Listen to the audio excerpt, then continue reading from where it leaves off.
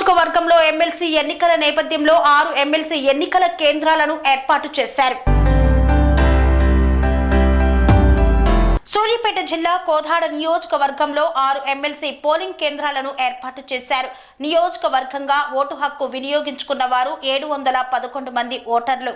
ఓటర్ల జాబితాలో కోదాడ 472, మునగాల 104, చిలుకూరు 65, నడికుడం 45, అనంతగిరి 25.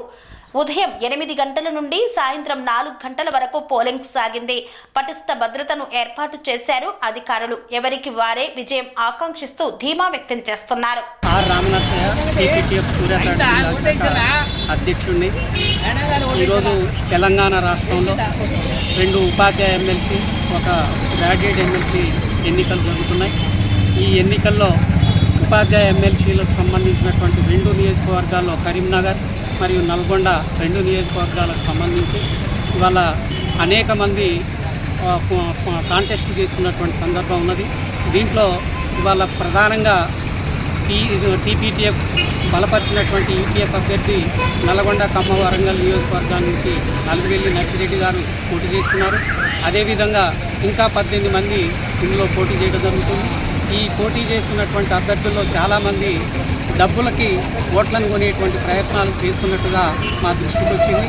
అలా కాకుండా ఇలా ఉపాధ్యాయ విలువల్ని తాకట్టు పెట్టి గవర్నమెంట్ విద్యారంగాన్ని, ఉపాధ్యాయ సమస్యల్ని పక్కకు పెట్టి ఓట్లని ధనం పెట్టి, అంటే డబ్బులు పెట్టి కొని ఓట్లు ఎత్తించుకునేటువంటి రాజకీయ సంస్కృతి కూడా ఇవాళ ఉపాధ్యాయ నియోజకవర్గాల్లో, గ్రాడ్యుయేట్ నియోజకవర్గాల్లో వచ్చిందంటే అది ఉపాధ్యాయులుగా మేము ఖండిస్తున్నాం. అలాంటి వాటికి ఉపాధ్యాయులు ప్రేరేపితం కాకుండా ఉపాధ్యాయులు నీతికి, నిజాయితీకి నిలబడి ఉపాధ్యాయ రంగ సమస్యల పట్ల, విద్యారంగ సమస్యల పట్ల, బడుగు బలహీన వర్గాలు చదువుకునేటువంటి బడుల్ని అభివృద్ధి పథంలో నడిపించేటువంటి గొంతుకగా రాష్ట్ర శాసనమండలిలో ప్రభుత్వాన్ని నిలదీసి ఇవాళ ప్రభుత్వం విద్యారంగానికి కనీసం 20% నిధులు కేటాయించాలి.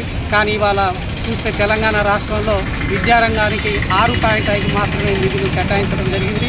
మరి వాటి మీద ప్రశ్నించేటువంటి గొంతుకైనటువంటి నరసింహారెడ్డి గారిని ఈ తెలంగాణ రాష్ట్రంలో ఉన్నటువంటి నల్గొండ, ఖమ్మం, వరంగల్ నియోజకవర్గాలకు సంబంధించినటువంటి ఉపాధ్యాయ నియోజకవర్గాన్ని అత్యధిక మెజార్టీతో ఉపాధ్యాయులు అందరూ కూడా గెలిపించాలి. మొదటి ప్రాధాన్యత ఓటేసి గెలిపించాలని కోరుతా ఉంది.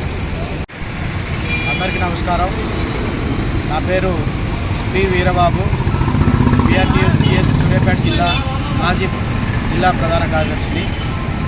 ఈరోజు జరుగుతున్నటువంటి ఉపాధ్యాయ శాసన మండలి నల్గొండ, వరంగల్, ఖమ్మం నియోజకవర్గ స్థాయిలో జరుగుతున్నటువంటి ఉపాధ్యాయుల ఎన్నికల్లో బిఆర్టీఎస్ సంఘ పక్షాన అధికారిక అభ్యర్థి శ్రీ పింగళి శ్రీపాల్రెడ్డి గారు పోటీ చేస్తున్నారు. మాది 1971లో పంచాయతీరాజ్ ఉపాధ్యాయుల కోసం ఏర్పడినటువంటి సంఘం. ఆనాటి నుంచి ఈనాటి వరకు ఉపాధ్యాయుల సంక్షేమం కోసం, ఉపాధ్యాయుల శ్రేయస్సు కోసం, కేవలం ఉపాధ్యాయుల కోసం ఏర్పడినటువంటి సంఘం. ఎటువంటి పార్టీకి కానీ, ఎటువంటి పార్టీలతో అనుబంధం కానీ లేనటువంటి సంఘం. దీని ఉపాధ్యాయ లోకం అంతా గమనిస్తూ ఉన్నారు. ఖచ్చితంగా పింగళి శ్రీపాల్రెడ్డి గారికి మొదట ప్రాధాన్యత ఓటు వేయడానికి అనేకమైనటువంటి స్కూల్స్ ఉపాధ్యాయులు తీర్మానించుకోవడం జరిగింది.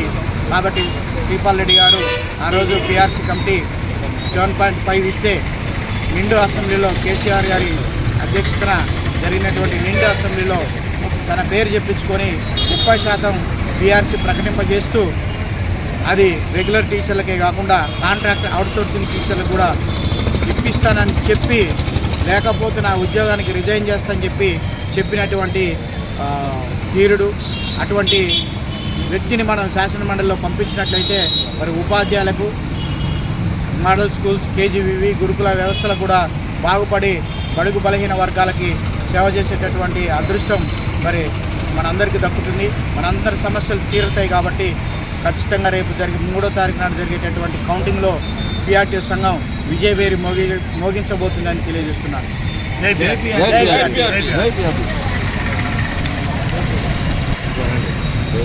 కన్స్ట్రక్షన్ రంగాలలో దశాబ్దపు అనుభవంతో కస్టమర్ల మరియు శ్రేయోభిలాషుల మన్ననలను, నమ్మకాన్ని గెలుపొందిన సంస్థ విఆర్ఆర్ కన్స్ట్రక్షన్స్. నాణ్యతకు, నమ్మకానికి మారుపేరు VRR constructions. Independent houses, apartments, villas అన్ని రకాల హంగులతో అలరించే అద్భుతమైన వెంచర్స్ తో పాటు అందరికీ అందుబాటు ధరలో సొంత ఇంటి కలను సాకారం చేసే నమ్మకమైన సంస్థ VRR constructions. Please visit VRR constructions, Varatex Plaza near Radhika Theatre, ECL X Road, Hyderabad.